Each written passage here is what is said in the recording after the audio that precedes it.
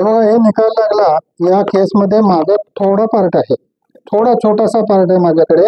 जे फरारी आरोपी होते त्यांना पकडण्याचं मला काम देण्यात आलं होतं, त्यांच्या बाबतीत मला आदेश होते. त्याशिवाय मोहन भागवत यांना सुद्धा पकडून आणा, उचलून आणा असा आदेश होता, जो की भयानक आणि खोट्या कारवाईचा निरपराध निरपराध व्यक्तीला उचलून आणण्याचं काम सांगितलं होतं. ते माझ्या हातनं झालं नाही, परंतु मी नागपूर, इंदोर, मध्य प्रदेशमध्ये बऱ्याच ठिकाणी, त्याच्यानंतर अजमेर, कर्नाटकामध्ये गोकाक, बेळगाव या ठिकाणी जाऊन तपास केला.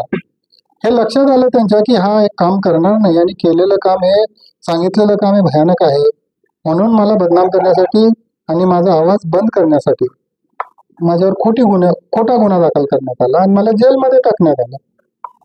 परंतु मी जामीनवर येऊन जे काही मी तपास केलाय ते संपूर्ण तपास मी माननीय कोर्टासमोर ठेवलं आणि मी निर्दोष सुटलो. ही गोष्ट हे 10-15 वर्षापूर्वीची, आजची नाही आहे. 10-15 वर्षापूर्वीच मी गोष्ट सांगितलेली आहे, आज सांगितलेली नाही. आता हे निर्दोष सुटल्यानंतर तुम्ही विचारताय तर मग हे सांगणं भाग आहे. तर जे काही निर्दोष झाले आता हे, तर मला आनंद आहे त्याच्याविषयी. कुठेतरी न्याय झाला आणि सगळ्या गोष्टी मान्य न्यायालयाने आत्ताच्या ज्या निकाल दिला त्या न्यायालयाने दिल्याच असतील. मी अजून काय बघितलेलं नाही, तो जजमेंट मला अजून मिळाला नाही. मी बघतोय, माझ्या वकिलांनाही सांगितलंय, मी बडंगे वकील आहेत माझे, त्यांना सांगितलंय की ते वर्डिक्ट आल्यानंतर ते सगळा खुलासा होईल त्याच्यामध्ये.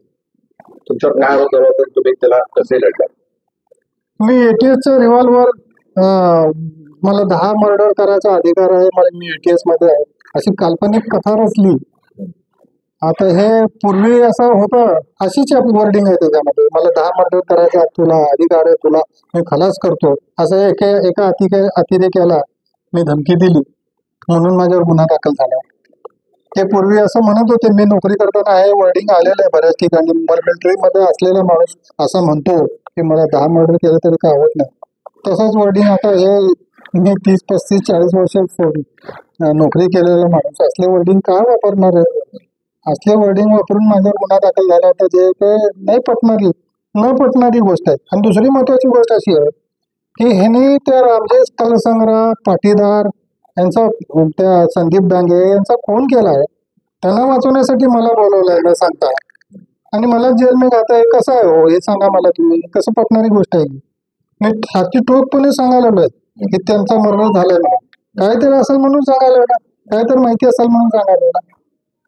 तर अशा प्रकारे माझ्यावर अन्याय झाला आणि माझ्या हातून म्हणजे वाईट घटना घडलेली नाही.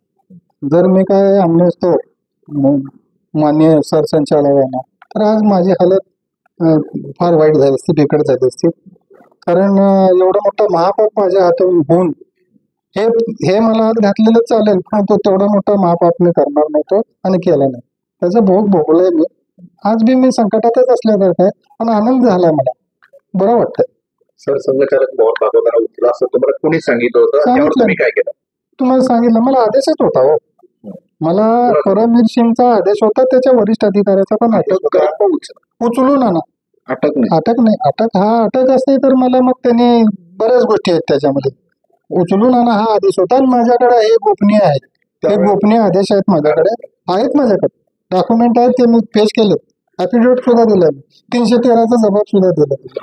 त्याच दरम्यान एक हिंदू दहशतवाद हा शब्द प्रचलित झाला होता, तो राजकारणातून झाला होता, राजकीय लोकांचा. त्यांचा माझा काही सामना झालेला नाही, त्यांचा आणि त्या वरिष्ठ अधिकाऱ्यांचा झाला असेल.